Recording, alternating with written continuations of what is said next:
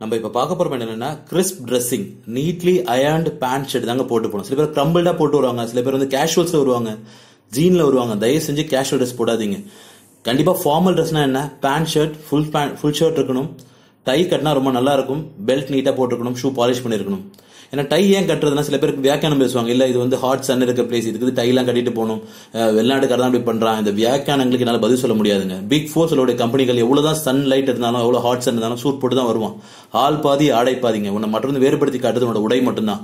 So iron பண்ண shirt, iron பண்ண pant with belt, full shirt with tie, நீட்டா dress பண்ணிட்டு போங்க.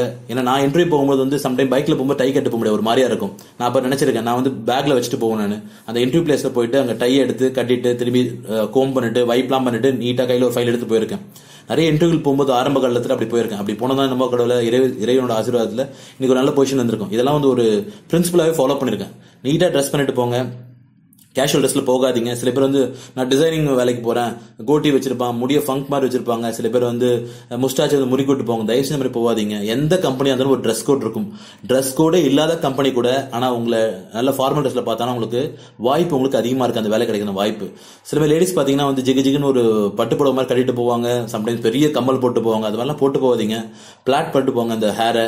ஏன்னா லூஸ் ஹேர் இருந்தா ஃபிஜிடேட் பண்ணுவீங்க.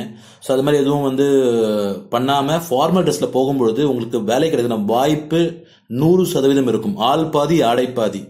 நம்ம உங்க மத்தவங்க வேறுபடுத்தி காட்டுறது உங்களோட உடை மட்டும்தாங்க. நீங்க நல்லா ட்ரெஸ் பண்ணிட்டு போனீங்கன்னா உங்களுக்கு அங்கேயே ஒரு இம்ப்ரெஷன் கிடைக்கும். First impression is best impression. So நல்லா நீட்டா ஃபார்மல் ட்ரெஸ்ல போயிட்டு வாங்க, கண்டிப்பா வேலை உங்களுக்கு கிடைக்கும்.